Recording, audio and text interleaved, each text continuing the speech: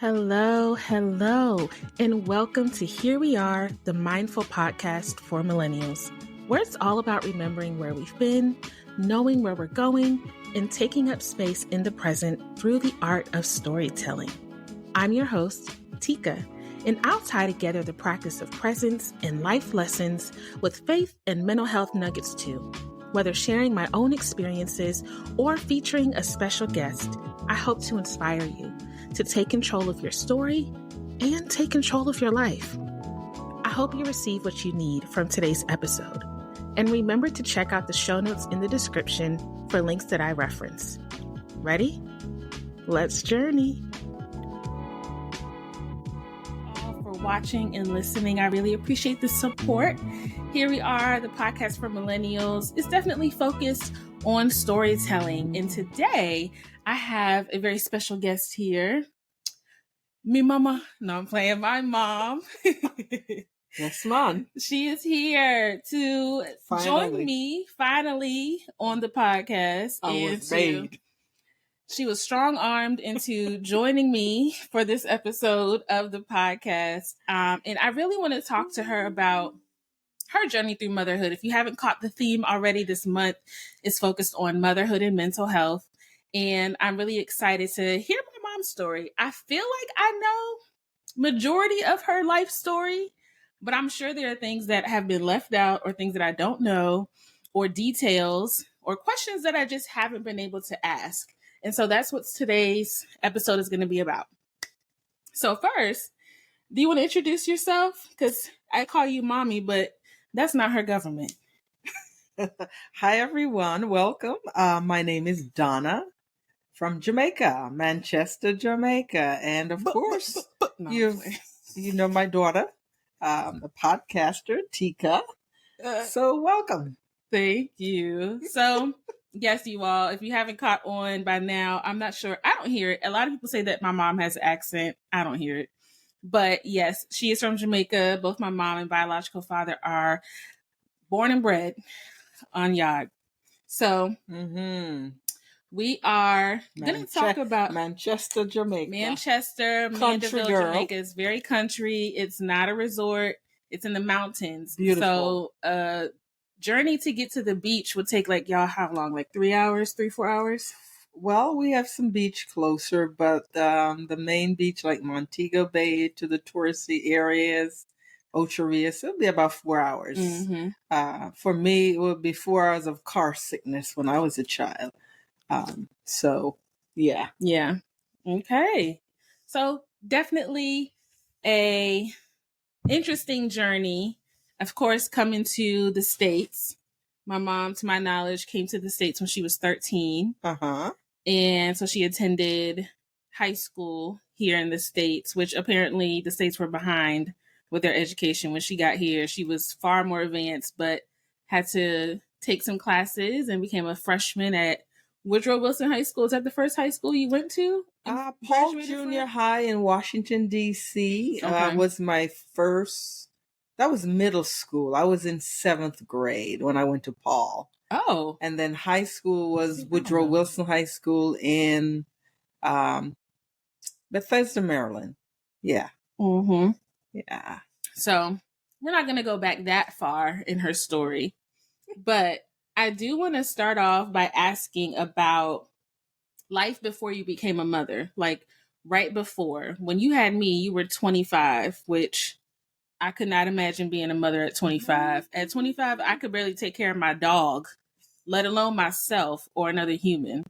But my mom had me when she was 25. But I want to go back a couple years. What was life like before you became a mother? Before I became a mother? Wow. I was just doing life, which was natural for me. It was church, working, hanging out with my very bestie friend, Brenda Hales, running around in Georgetown Park before it was all built up, and on Wisconsin Avenue, we would go to the park and just have fun hanging out with my mom and grandmother. I was an old soul. So I like just hanging with my grandmother, riding the bus through DC with her when we go on the grocery stores, the bank, hanging with my mom in the kitchen. That's what life was for me. And I wasn't as outgoing like you are today. I'm like, wow, doing a lot of things, enjoying yourself. That was not me, I guess. I was a workaholic, I think. Okay, so that's where I get it from. Yeah, always finding stuff to do.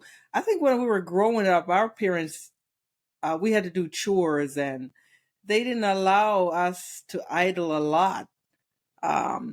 We did get to play after we do our chores, but it seemed like they always found something for us to do.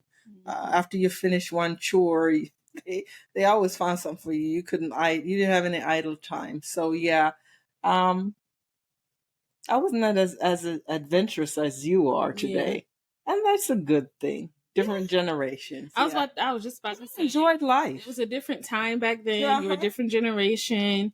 You were raised in a very religious household, I would say, like having to wear skirts, and when you go to church, your head has to be covered with a hat.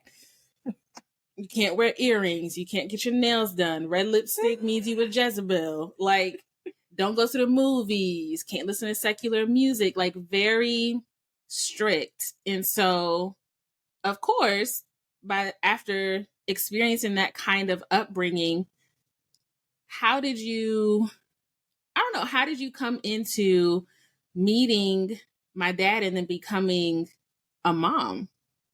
Like, do you remember that journey? And you don't have to go through every single step, but just that. We knew each other from childhood. Mm-hmm. So that's how that came about. Okay. We knew each other from childhood. Okay. Yeah, went to the same church. I left Jamaica for some years, and then we reconnected when he came to the States. And how old were you? I was a senior in college, so I was about 20. Okay. 1920 when we were reconnected. Yeah. Okay. Did you know that you wanted to have kids with him or be a mom? It wasn't a thought, like how you now the youngins talk about kids, what you want your life to be like. It wasn't like that. I think it was like something you did as you grow up. You get married. Progression. Yeah, Mm-hmm. You get married and you have some kids. It wasn't something that we thought about or dream about. Of course, you want to get married, fall in love, get married. So I thought. Mm-hmm. Yeah.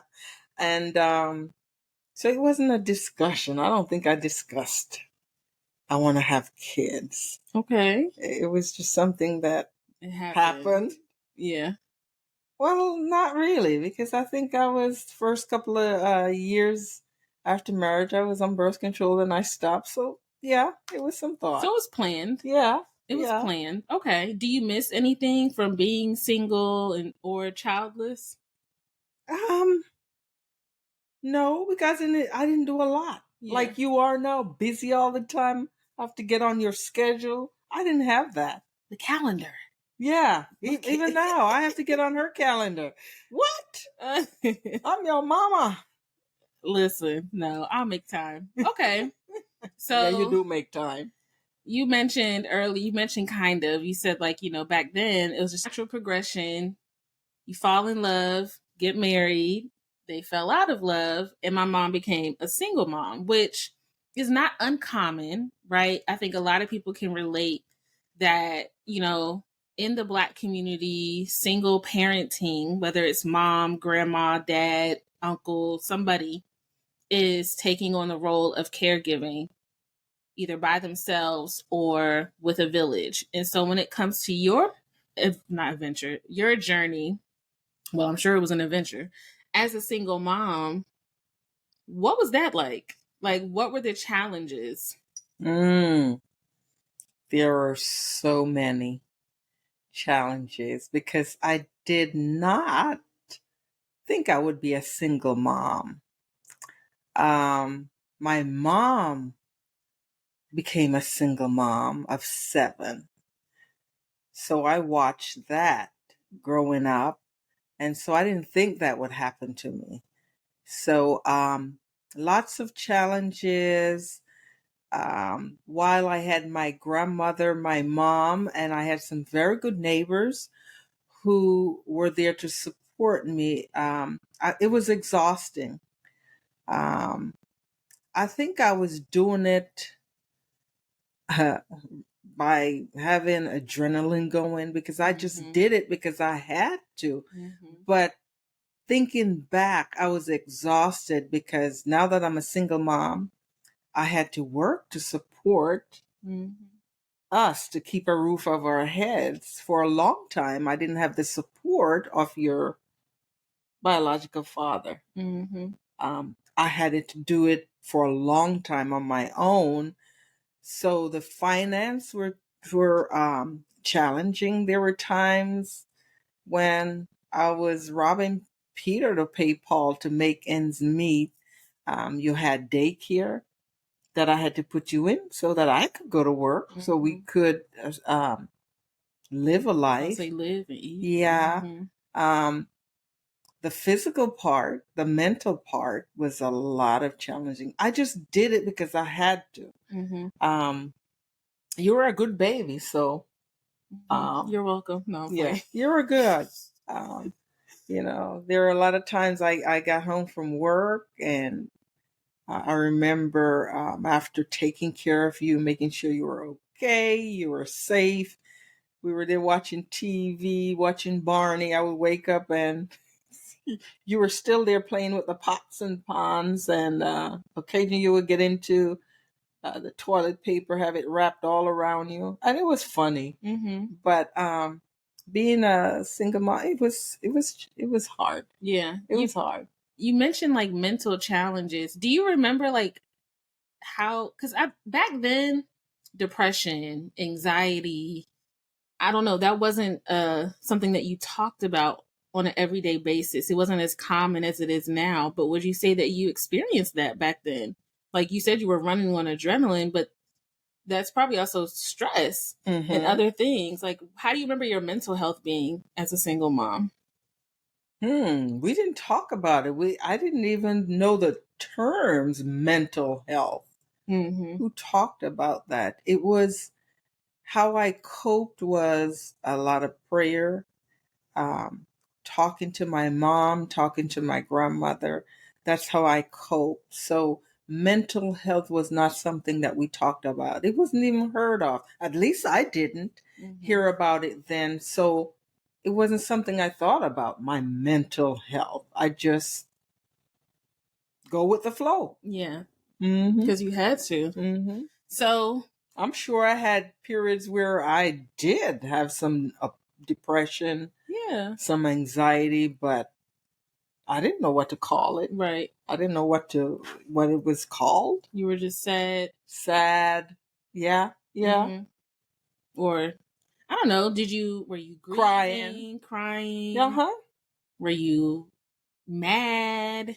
All the above. Because sometimes you can be upset. Like, why I got to be the one to be a single mom? Like, why was this my path, my journey, my portion? You know? Were you ever mad? Of course. Yeah. Upset, crying, asking God why. Yeah. So, I mean, you mentioned prayer, you mentioned talking to Nana and Grandma. Like, how did you overcome the challenges of single motherhood? Like, what helped you? Or who helped you? Well, your grandmother, my mom, and then my great grandmother, because you spend a lot of time with my grandmother, your nana. You spend a lot of times. I would drive from Manassas over the Legion Bridge through Silver Spring, right there on the edge of Silver Spring in DC, to drop you off at Nana or Grandma's house, only to turn around and go back to work at Fairfax Hospital. So either day shift or night shift, I had to do it. So yeah, the challenging of driving across town to take you there, because I want to make sure that you were safe. You were somebody that was safe. I didn't have to worry about you being potted, fed. Yeah, I knew you were taken care of. And if I needed to just go home after work and sleep at my house without you there, I know you were safe. And if I wanted to come and get you from grandma or nana and take you home, so on my days off, I could do that. So thank God for them. Yeah. And I also had some great neighbors that would watch you when I couldn't go across town. Yeah. So God was faithful in me being a single parent. He always made a way to have someone that I could depend on to watch you, Yeah. I remember specifically spending nights at Nana's house. My grandmother. Your grandmother, my great grandmother. I remember spending nights at her house. Yeah. And watching like Morris Cerullo and the stories, watching As the World Turns, and what else? Young and the Restless. You were watching that. This is right. Like anyone who's raised around like their grandparents, y'all know exactly what I'm talking about. Like at age 7, you knew the plot to these soap operas. Like you were a child. I wasn't even 7. I was probably like 4. And I knew what was going on The Young and the Restless. But I remember that, and then I remember our neighbors in Manassas. That house, I have a lot of fond memories in that neighborhood.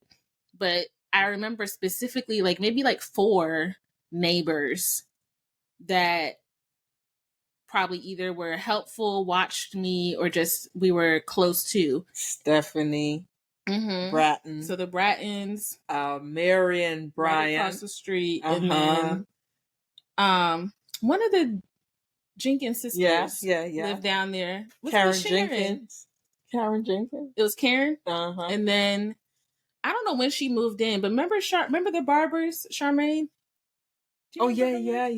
I remember going over their house a lot too. Yeah, you were her age, Charmaine's age. Yeah. Okay. Anyway, reminiscing. Great neighbors. Yeah.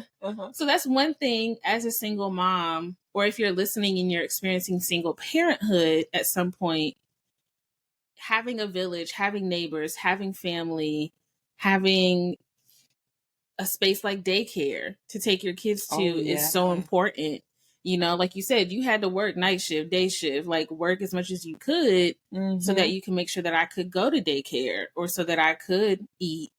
And I was too young to even like realize it, but I don't think I realized that you were working as much as you were or that things were as hard as they were. I don't think you let that be known. Not from what I can recall. I did what I had to do. I would work 2 jobs. Yeah, full-time job, and then per diem across town, sibling, whatever I had to do. But thank God that I had my mom. You were safe. I could drop you off there. They watch you and so forth. So I was blessed. Yeah. But you weren't a single mom for long. Well, 7 years. Yeah. 7 years. And then you got remarried.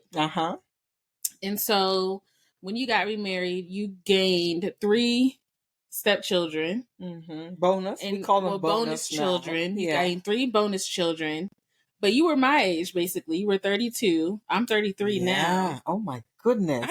First of all, so I have my best friend is a bonus mom. And I still can't fathom being a bonus mom. I'm like... So what was that like for you at age 32, which to me is still young because I'm still a child of God. So what was that like becoming a bonus mom that young? Or not even that young, but just at that stage in your life? Oh my gosh. I was in love, girl. Oh my gosh. I was in love. And so I'm sure. You said you got 50 kids. That's fine. I was in love with this man. So I wasn't even thinking about, oh my God, what is it going to be like to be a blended family and have 3 additional bonus kids? They were within your age range. So I didn't give it did I even think about what it was going to be like? No. Probably not. Probably not, because I was in love. Head over heels. Head over heels in love. And these beautiful children. She said, look at this Samuel L. Jackson looking man. And he loved his children. He was such a great dad. And I was like, oh my goodness. This is going to be a piece of cake, probably. Everything is just going to be hunky-dory. And then what happened? The process of being a blended family happened. I was like, oh my goodness. Just from the perspective of the children having to deal with someone that's not their biological mom, seeing me as taking their mom's place, which, and then trying to discipline them. And, should they call me mom or should they call me Donna? What should they call me? What do I want them to call me? And it was the process of being a blended family, because I didn't have a rule book or a playbook.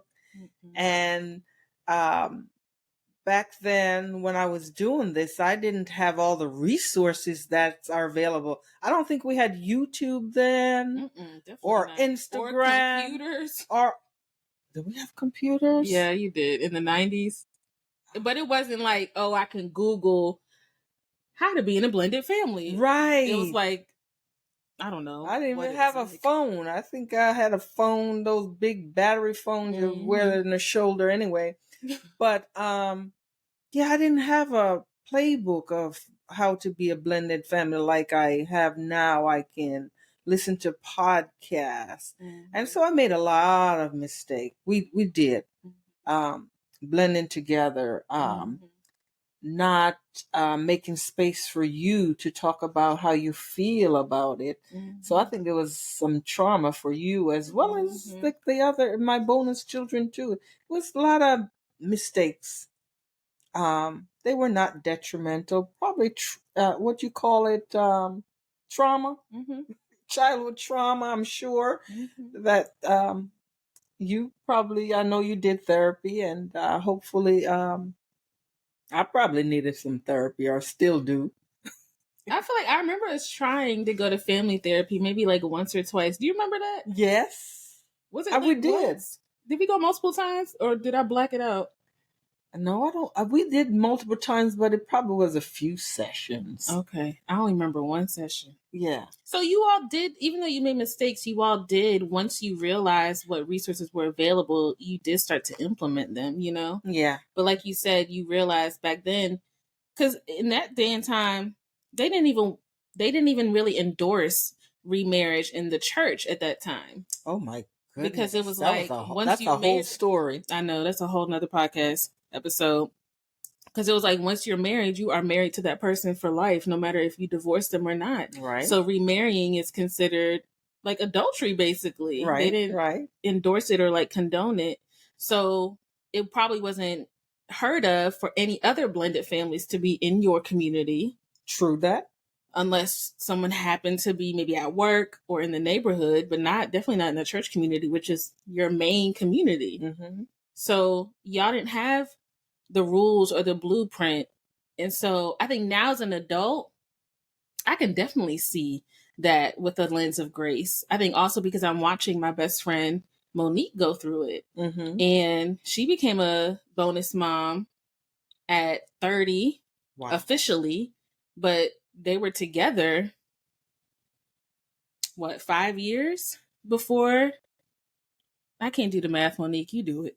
But watching her do it, I think that also kind of gave me a little bit of insight as to like what it looks like as a peer watching someone in a blended family, And so if there was anything you could do differently, what would it be? If it was today, I would, if I met the person and I wanted to do life with that person, I would do some kind of therapy before.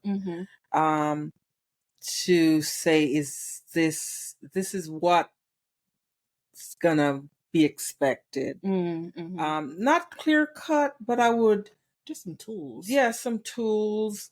The reality of it is this is how it's gonna look, maybe with some ebbs and flow. So then I could go into it knowing what to expect, some of the things to expect. Another thing I would change is the way that I would go about doing life with the bonus children. I was the disciplinarian when I came into this blended family, and it kind of, no, it didn't make some problems, because I was seen mostly as the bad guy, because, I wasn't their mom, and I was trying to be their mom, and from their perspective, I was not their mom, and I was trying to be their mom, because I didn't know to say, I'm not trying to replace your mom. I'm just trying to, like I was trying to discipline you, raise you, parent you. I was trying to do the same thing with them, but it was not received that way. Right. Yeah.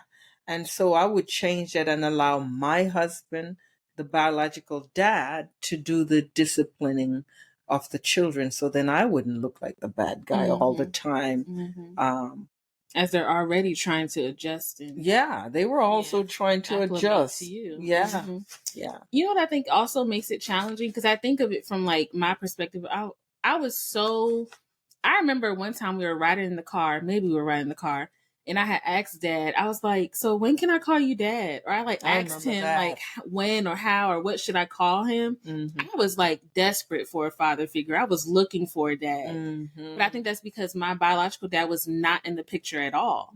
As for my step siblings, their mom was still in the picture, whether it was full time or intermittently. And so I think that probably also played a part in them having so much like resistance to you, because their mom was still around. So it's like, well, who is this? I already got a mom, even if their mom wasn't.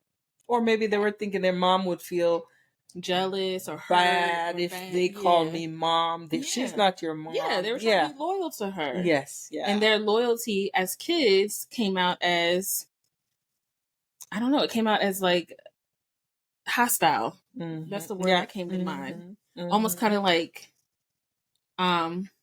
like loyalty to a fault, like where you're willing to do whatever it takes to prove your loyalty to someone, right? And and kids don't have the emotional intelligence to know, like, you can have two mother figures in your life and still love them or love your biological mom, but they also without anything taken away from her. Yeah, but they probably also needed us as adults to say that, right? It's okay. You have space. For everybody. Yeah. And I didn't know to say that, because like I said, I didn't have the resources, the tools to say that. It's you know what? It's years when computers and radio. I used to listen to the radio. It was focused on the family and family life.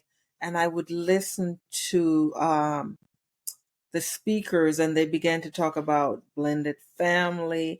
And so that's how I learned some of the tools. And my husband and I started going to conferences purposely and learning how to be a blended family. Of course, by that time we had made some mistakes, but never too late to start. To learn. Now that do better. Yeah. So we started doing better. So I just, yeah. You did what you could with what you had. I did the best with what I had. And now that I know better, I do better. Exactly. Yeah. Yeah. Do you feel like you've given yourself that grace to say, like, I did the best I could with what I had at that time? Even if I made mistakes. Because I hear you saying it even now. You're like, we just made some mistakes. We made so many mistakes. And it's like, yeah. But you also were doing the best you could with what you had. Like, do you ever give yourself that that grace or that credit? I do. Okay. And it was, I don't know if you remember, we were on the deck one year. All the bonus kids, you, dad. I remember. And we talked about it. We were talking about it a little bit. We didn't go into details. And we talked about, oh yeah, if we could do it over again. So I after that, I began to give myself grace, that I did the best I could, and yeah. That was like 2021, maybe 2022. Yeah, around after years COVID. Ago. Yeah. It was like after or like right at the tail end of COVID. I remember. Yeah. Okay. So speaking of like that, now we're all grown. Like I'm the youngest and I'm in my 30s. So of course everyone is in their 30s now. Almost the oldest is almost to 40. Having adult children, having an empty nest, like what is that like now?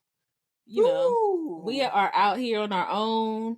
I'm so grateful that y'all on your own, doing life on your own, taking care of yourself. You're doing it, though. I'm doing it. You're doing it. Thank you, the Lord. You're doing a great job. And all of you all are doing a great job. Yeah. I love it. You like having adult children? I do. Because I don't have to take care of y'all. I feel like, well, you're right. I don't have to die for you. Yeah, not that kind of take care of you. I don't have to feed you if I don't want to. Yes, you do. If I cook, you can come over, but I don't have to go to the grocery store and say I have to have food. Right. Yeah. Now you can have all the salmon and salad you want. Yeah. But you know what? I'm always going to be a mom. Whether you're 30 or 40, I'm always going to be a mom.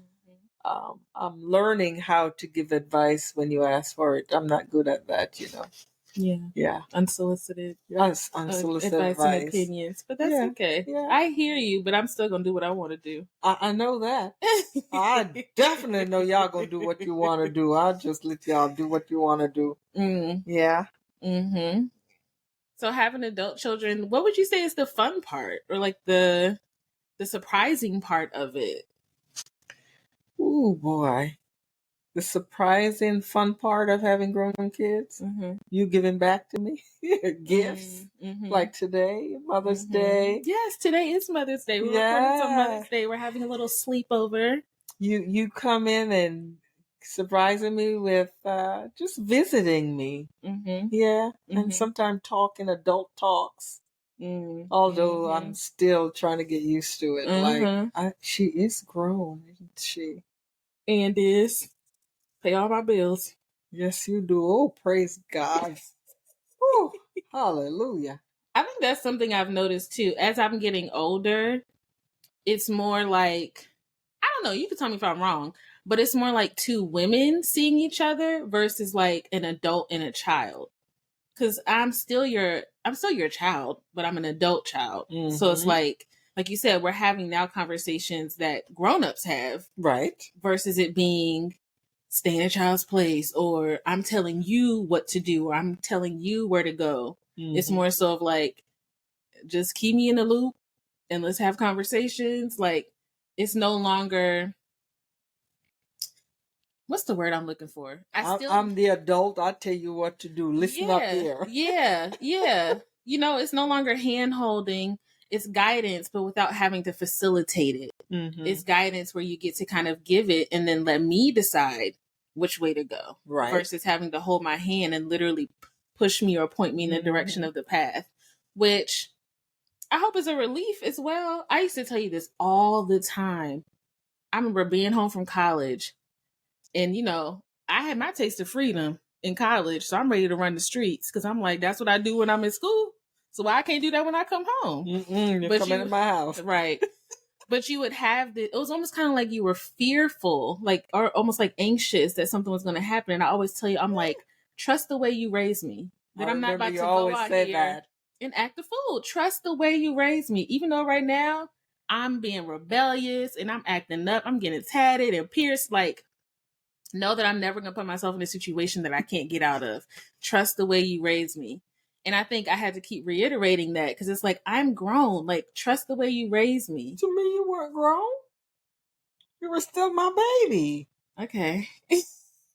Well, then I was, because I ain't had money like that.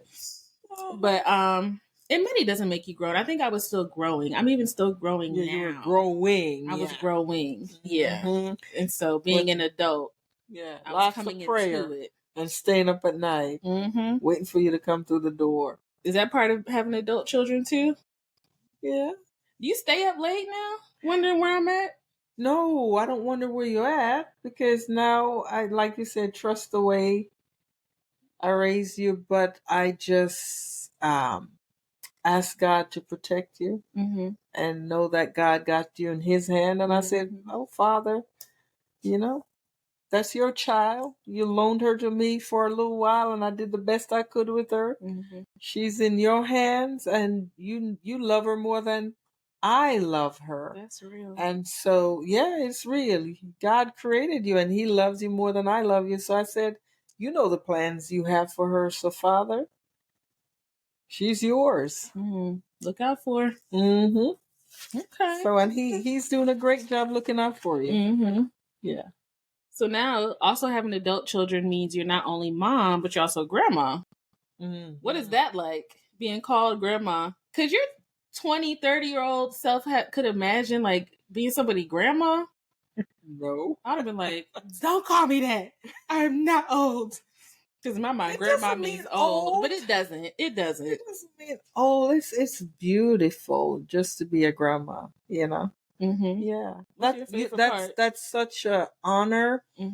It's such a privilege that God allowed you to live to be able to be a grandmother. Yeah, because my mom passed when were you planning to graduate? 16. You were 16, so you had not. I was hoping that she would see one of her grandchild graduate from high school, but she didn't get that opportunity. So because me and Ashley were the oldest. Yeah, so it's an honor that I'm here to be called a grandma. You know, yeah. And see your grandkids graduate from high school, go to college. Goodness. Can you believe that? Have jobs, driving, being grown. Now I'm an auntie, and I'm like, why are y'all so big? Like when they said Amaya's age today at church, I was like, 17. Yeah. Where did time go? Yeah, I'm not getting old. Y'all are getting old. I'm getting mature like fine wine that you don't drink. No, no, I used to say I'm seasoned and marinated. Okay, yeah. Throw her on the grill. So you're the one getting old, not me. Sure. Yeah. So are you ready for me to have kids so you can have grandkids? Because you have step grandkids, but they're your bonus grandkids. But are you ready to have biological grandkids? Me ready? Are you ready? Not at all. Okay, so you see my plants? I'm still trying to raise them. So I'm not ready. Okay. I'm like, when God is ready for you to be married and have kids, if that's in His will for you. Do you want to have kids? Yeah. Okay. You know me. I want my twins. I want at least 4. I got my names picked out. You sound like a little girl still dreaming about your Barbie house. Oh my goodness. Marriage. I'm a dreamer for kids. Sure. Yeah. I'm a dreamer for sure. I'm in fairy tale land. I have the names of my kids. I know what kind of house we're going to have. I know what kind of dogs we're going to have. Oh my goodness. You are a dreamer. But whenever you're ready to get married and have kids, I'm not forcing it on you. Listen. I see you living your life, young lady. Yes, we shall see what happens, what the Lord says in the next 2 or 3 years. Oh, wow. Okay. And how old are you now? How old am I? You were there. 30. You say 3 more years? Oh, my. Okay. I'll be 34 in November. Okay. So if there's someone watching or listening and they're because you've been through a lot of seasons, right? You've been single and childless. You've been married. Then you've been as a single mom. Then you've been a bonus mom and remarried. Wow. Now you're a mom of adult children and you're a grandmother. So like all of those seasons, there has to be a listener in each one of those seasons, what's a word of advice or like a word of wisdom or even encouragement you would leave them with? For all the seasons we've gone through.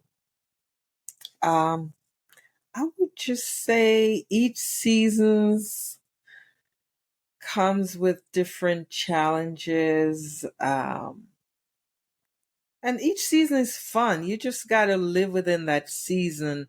Just embrace that season. Don't try to look back or look forward to the next season. Whatever season you're in, just embrace it, because seasons don't last long. Just like spring, summer, fall, winter, they don't last forever. They change. Seasons change. So just live in the seasons you're in, whether you're a single parent, whether you're a bonus parent. Just live in that season and find the tools, the resources you need to enjoy that season. Don't try to force the next season or look back on the next season. Just live in the season you're in. Yeah. And you will make it through that season, because it doesn't last forever. Look, my single mom for a toddler, a baby, a teenager didn't last. Look at you now, all grown and beautiful and smart. She's so smart. Yeah. He's kind. I love you. I love you too. And you know what? I'm glad that you said that, to like live in this season, because that's a part of what this podcast is all about, is being present, being in the now. Oh, that's a good word. Be present. Yeah. Like in the season you're in. Exactly. You can look back and take the lessons from the past, and you can have dreams for the future, but don't try to live in those areas, in those times, in those realms. Be present. Be here in this season right now. Because it is going to change, right? Like you just said, I went from infant, toddler, teenager, and now I'm grown. I'm sure time has flown, so be in the now, live in these seasons, and know that they don't last always. Yeah, get the tools you need for each season too. Yeah. I think that's important. Yeah, that's another good And y'all have more tools and resources and access doors and portals to tools and resources than ever before. So each season you can find the tools you need. Yeah. So you cannot, I wouldn't say thrive in those seasons. Be the best version of yourself in those seasons. Yeah. I agree. Yeah. I like that. Thank you for that advice. I hope y'all took it in. Wrote some notes. And now we're going to go to our next segment, which is gift. If you if you're a friend of the podcast, then you know what gift is. This is our gratitude practice. G stands for gratitude or goal. The I is for intention. The F is for faith or focus. And the T is for take action. And so, you want me to go first? I can go first. Okay, go ahead. What's your gift, Mommy? So my gift, what G I are was you choosing? Gratitude. Okay. So I'm grateful for the gift of motherhood, a birth mom as well as a bonus mom. I've learned, I think God had it in his plans. And I thank him for the gift of that. Yeah. Yeah. What's your intention? My intention is to continue to evolve in whatever seasons of life I'm in. Learn how to evolve. Yeah. Not, grow. Yeah. What about faith or focus? Which F are you choosing? Focus. And right now in this season of my life, I'm trying to focus on my health. As you mature, your body changes, menopause. Oh Lord. Yeah. I'm doing good right now. Look at that. Yeah. I got my estradiol patches on. Oh my gosh. So I'm doing good. Girl, you got to talk about it, because my mama didn't talk about it. Estradiol patches, honey, that helps. I don't have to put my face in the fridge like my mama did. Oh, Jesus. Yeah, so I'm focused on my health, my physical health, of course, Right. my emotional health, my spiritual, I said that, financial health. I want to retire in the next 10 years, so I hope you do. yeah, yeah. So I'm making sure that I'm putting all the right tools for retirement, you know. Yeah, consult my financial advisor. Do I have enough money to retire? I probably. Speaking of emotional health, do you have a therapist? You know, I don't have one currently. I've gone through therapists though in marriage when we were, you know, as a blended family and as spouses. You know, we go through seasons also as a marriage. So I had a therapist. Yeah. Okay. Because you said emotional health, so what would that look like? Oh, I probably need to talk to a therapist. Or, I mean, it could be a therapist, it could be a life coach. You know, I'm an advocate for therapists, but someone Jesus and therapy, huh? Yeah, hello. Jesus and therapy. You can talk to both. Yeah. Because God created the therapist. Yeah. I've had the experience of a therapist before. I probably the one that I spoke to, I probably should have looked for someone else. Yeah. I kind of like a couple of sessions. Yeah. Sometime. Okay. And then T is take action. Take action. I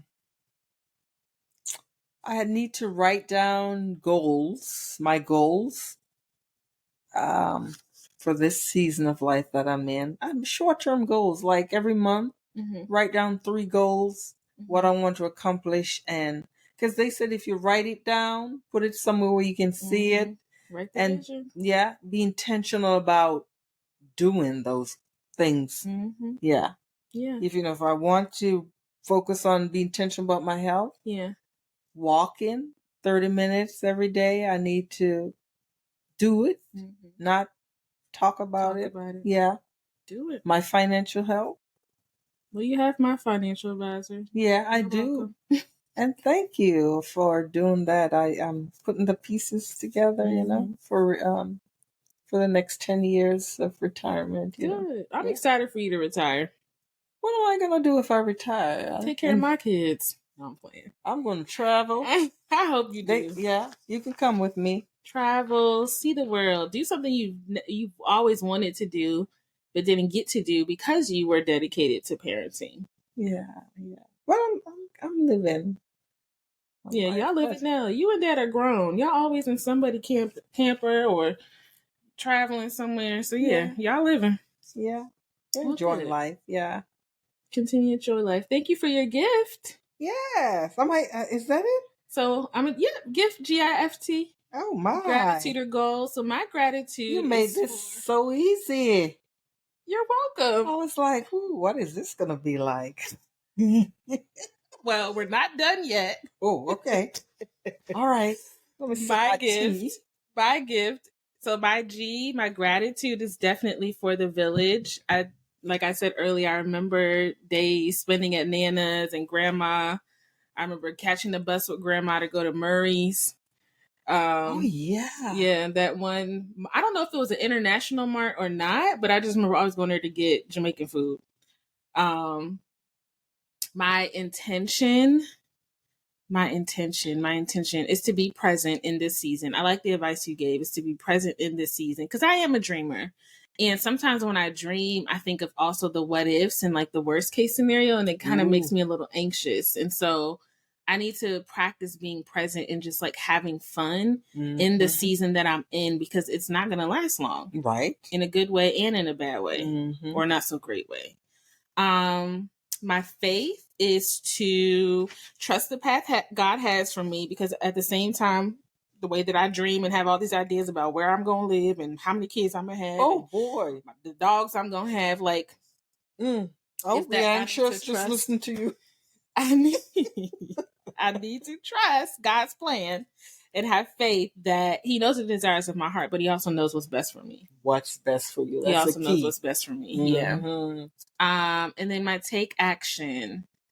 Take action. I'm gonna just continue to use the resources I have available to me. Like you said, my generation has access to so much. Mm-hmm. And so I love a podcast. I love a good YouTube video, a book. Like I remember, I don't know if I told you, I had listened to Kevin and Melissa Frederick's, Kevin on Stage online, probably not. Either way, they wrote a book called Marriage Be Hard, and each chapter was about different like experiences of marriage. I'll give you the book to read. Don't be afraid to tap into my generation, because we have some wisdom too. I tap into y'all too. Yeah. I tap into y'all too. I think for you though is when I start to come and tap into you for advice or wisdom or just to come and talk. You have to look at it as this is another woman coming to me, not this is my child. Like, yes, it's my child, so I'm going to have the heart of compassion and want what's best for her. But also, I'm not going to try to tell her what to do. I'm going to give her I'll work on that. Guidance. Yeah. I'll work on that. Yeah. Mm-hmm. Okay. So that is my take action, is to tap into the older generation about just relationships, marriage, motherhood, parenting, life. We might not have all the answers. We got expects some. You to. Yeah. I don't think anyone expects you to have all the answers. Yeah. But clearly you had experiences, so there's wisdom there. Yeah, what to do, what not to do. Exactly. Yeah. Exactly. So that's my take action. And that is my gift. If you are a listener, you know that you can tap in, do this gratitude practice on your own if you'd like to.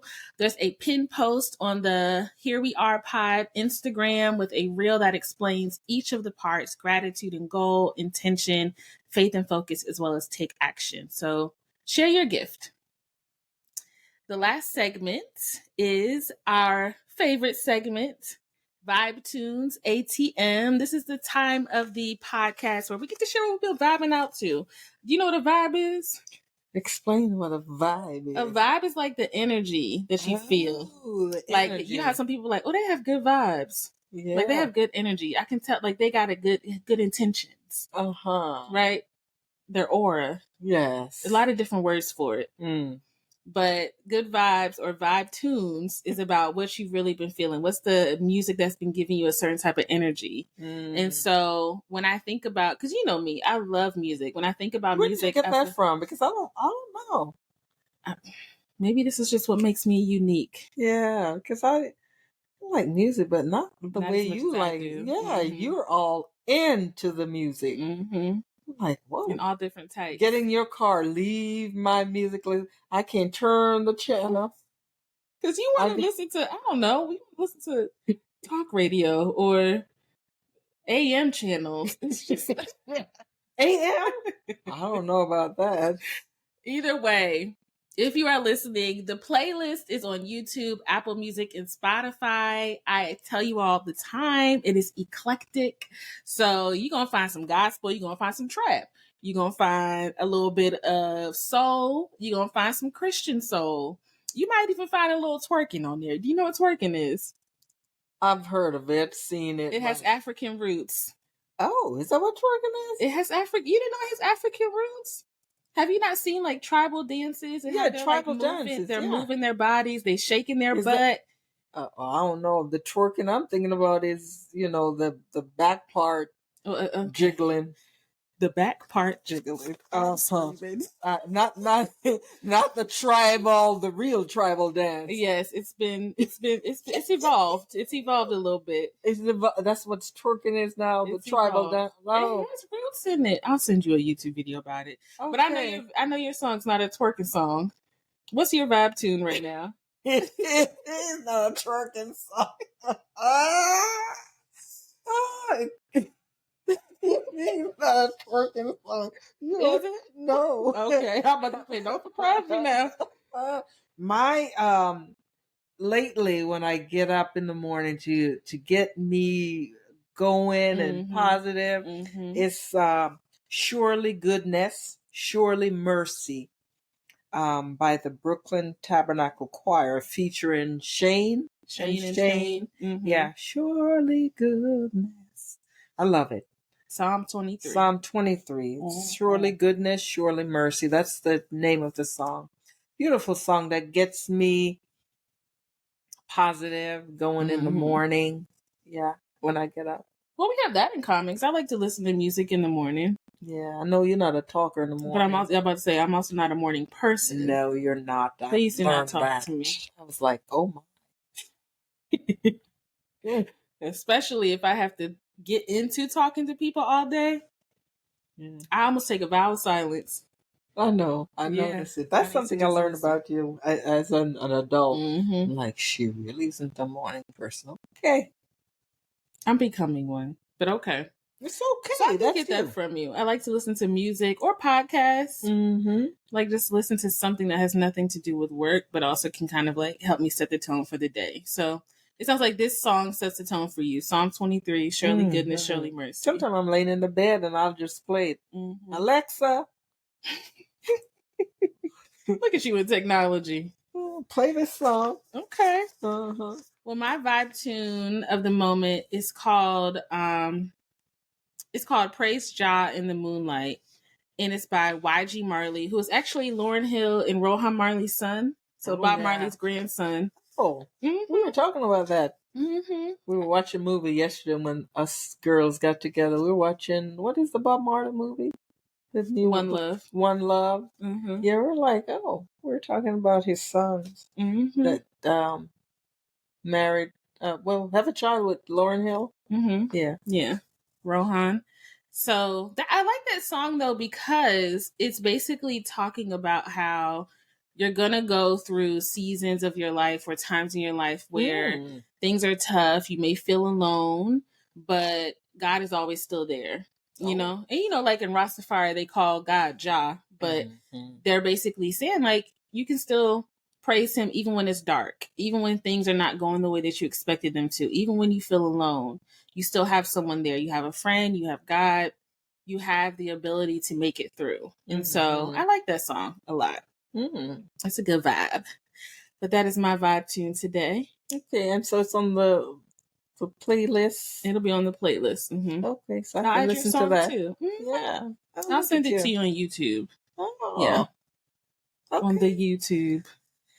Okay, how do you feel? You did your first podcast with me. Would you come back? Yes, you would. Yeah, what would you talk about? You make it easy. What would you talk about? Whatever. Okay. I don't know. Well, you can always come back and tell your story. And you all know. Thank you, daughter. Thank you, mommy. Wow. Y'all, she is in awe. But I appreciate you all for listening and being so nice to the first time podcast. Yes. On Mother's Day. How did this happen? Mother's Day. Wow. How did this happen? Because you've asked before, and it so happened that I'm here with you on Mother's Day. God planned it. God's plan. Have you heard that song by Drake? I'll send you that one too. I don't be listening to all this. I know. Yeah, I'm okay. Lord help us. Bless her, Lord. Let's connect, y'all. Follow us on Facebook and Instagram and YouTube, the Here We Are Pod or Here We Are Podcast with Teka. Make sure that if you would like to share your story, maybe you and your mom have some things that you would like to share, or maybe you as a mom in whatever season you're in have a story that you would like to share, email us at theherewearepod@gmail.com.